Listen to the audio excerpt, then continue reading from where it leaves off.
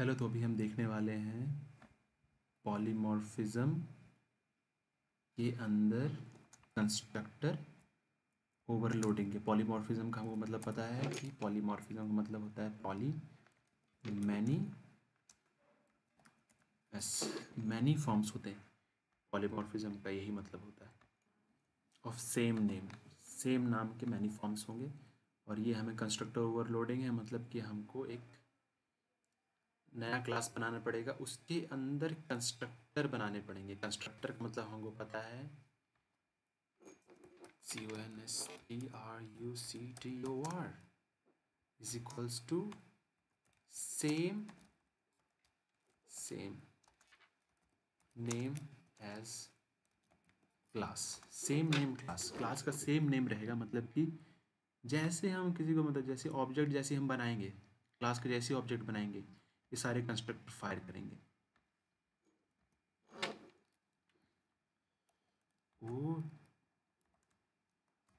Class object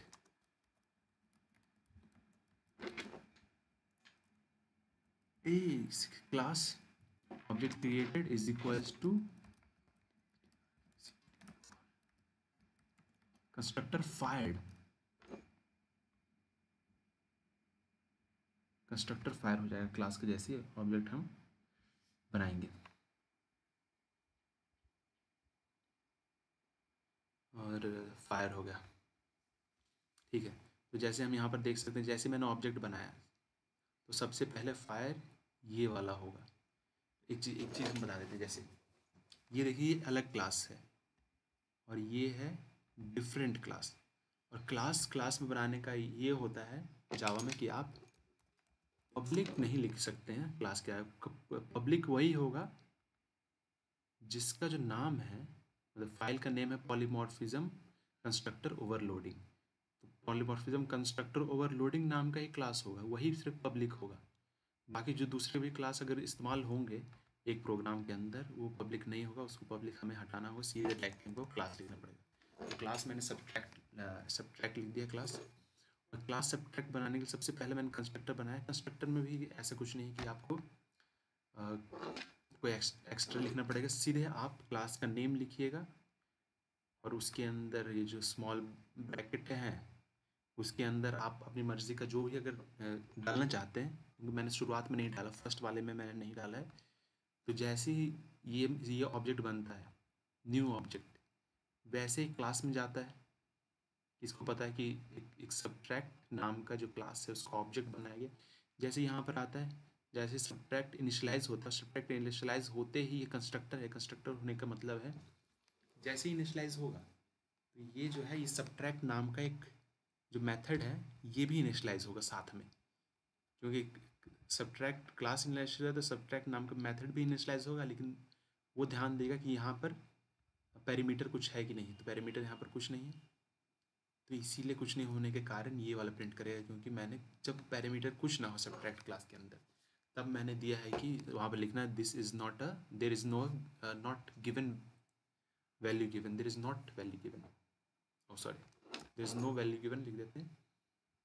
और फिर मैंने उसी कंस्ट्रक्टर का बनाया, इस बार पैरामीटराइज कंस्ट्रक्टर बनाया, लेकिन इसमें ये किया है कि मैंने इंटीजर दिया है सिर्फ एक, ए नाम का इंटीजर दिया है कि यहाँ पर सिर्फ एक इंटीजर हम लिखेंगे तभी हम इसको एक्सेस कर पाएंगे।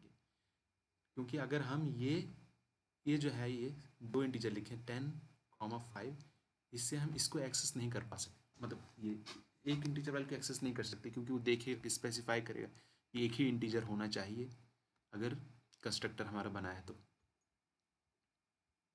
यहाँ पर ऑब्जेक्ट बना है तो एक ही होना चाहिए। तो यहाँ पर ये वाला आकर इसको इनिशियलाइज करेगा, इसके अंदर देखेगा, जैसे ही फायर होते ही यहाँ पर मेथड है ये कंस्ट्रक्ट नाम का, कंस्ट्रक्टर जो है ये फायर हो जाएगा, a - a कर देगा, लिखेगा integer minus integer is equal to a।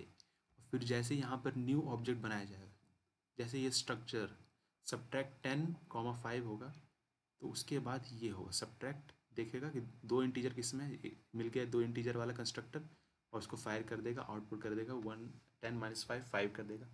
और फिर सबसे लास्ट में जब मैंने यहाँ पर लिखा 10 और फिर नंबर लिखा, क्योंकि ये नंबर है और एक स्ट्रिंग है, तो देखिएगा कि पहले नंबर का किस में आ रहा है। तो यहाँ पर नंबर आ रहा है सबसे पहले, और दूसरे पार्ट में यहाँ पर स्ट्रिंग आ रहा है। जो कि यहाँ पर मैच कर रहा है, और वो मैचिंग को ही वो इनिशलाइज करेगा। जैसे सब्ट्रैक्ट नाम का बनेगा। तो इसके आगे स्ट्रिंग इंटीजर पहले लिया जाएगा, जो 10 आएगा, फिर नंबर लिया जाएगा, नंबर होगा।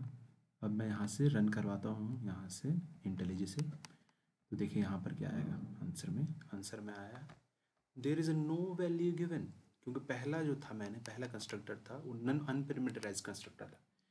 तो इसका है there is no value given. Second में आया इंटीजर माइनस इंटीजर, जो कि 5 माइनस 5 था, तो यहाँ पर 5 माइनस 5 जो इंटीजर माइनस इंटीजर 0 आ गया, और आउटपुट 5 था। फिर यहाँ पर मैंने 10 और 5 दिया था, तो यहाँ पर माइनस हो गया। अब मैं यहाँ पर ये कर देता हूँ, यहाँ 15 कर देता हूँ, ठीक है। ये 10 माइनस 5 हो गया, मतलब 15 माइनस 5 हो गया, तो यहाँ पर 5 की जगह 10 आएगा, और इंटीजर 10 है, तो मैं यहाँ पर कर देता हूँ ऐसे, इंटीजर 10 ही रहने देता हूँ। ये देखिए आउटपुट की जगह आउटपुट यहाँ पर आएगा, वहाँ पर 10 आ जाएगा। आउटपुट 10 आ चुका है, इंटीजर 10 आया, बिल्कुल हो चुका है। तो दोस्तों यहीं तक था वीडियो, आगे मिलते हैं बाद में। Thank you guys.